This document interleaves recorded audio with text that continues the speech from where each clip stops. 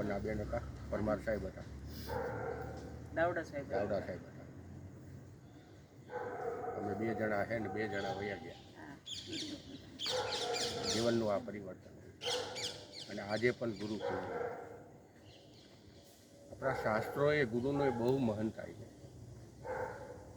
વિશ્વમાં આટલું ક્યાંય નથી ગુરુને આ પદવી ઉપર પહોંચાડી દીધા. એટલે જ આપણે કહીએ છીએ ને કે ગુરુ બ્રહ્મા, ગુરુ વિષ્ણુ, ગુરુ દેવ મહેશ્વર, ગુરુ સાક્ષાત પરમ બ્રહ્મા, તસ્મૈ શ્રી ગુરુદેવ.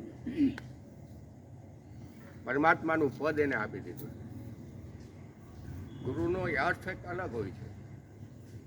ગુ એટલે અંધકાર અને રૂ એટલે પ્રકાશ. અંધકારમાંથી પ્રકાશ બાજુ આપણને જે લઈ જાય એનું નામ ગુરુ કહેવાય. આજે ગુરુ પૂર્ણિમા છે, સાથે સાથે વ્યાસ પૂર્ણિમા પણ. વેદ વ્યાસજીનો જન્મ પણ આજે થયો છે, કે જેને 4 વેદની રચના કરી હતી, 18 પુરાણની રચના કરી હતી, મહાભારતની રચના કરી હતી, ભાગવતની રચના કરી હતી.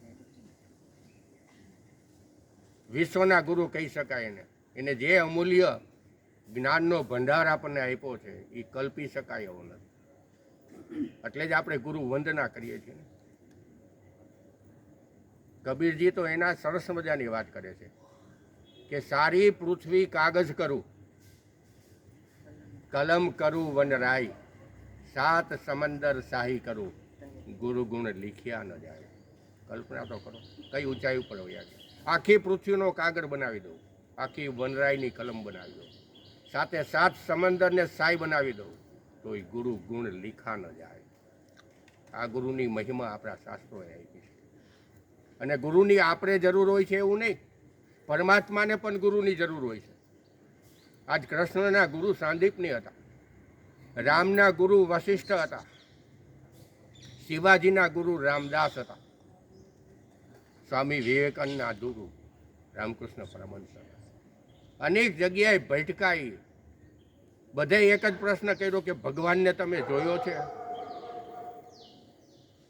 આટલા બુદ્ધિશાળી માણસ, આટલા તર્કશીલ માણસ એક જ જગ્યાએ શાંત થયા જ્યારે રામકૃષ્ણ પરમહંસને મળ્યા.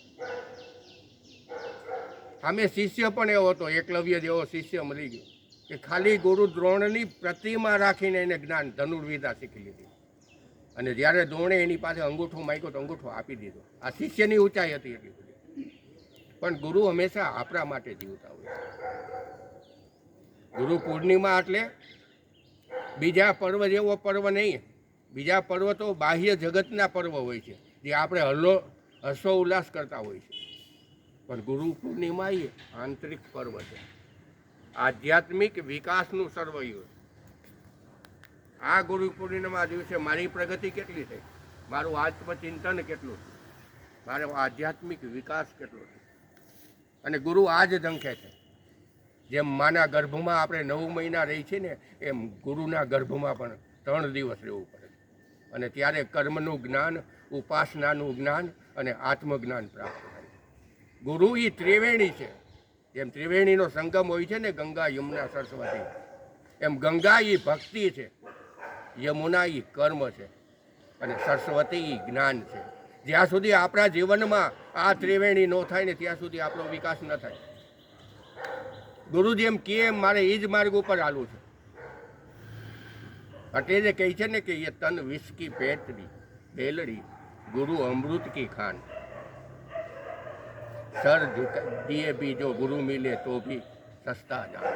માથું મૂકી દે ને જો ગુરુ મળતા હોય ને તો એ સોદો સસ્તો છે. આ ઊંચાઈ ઉપર આપણે ગુરુને રાખ્યા છે.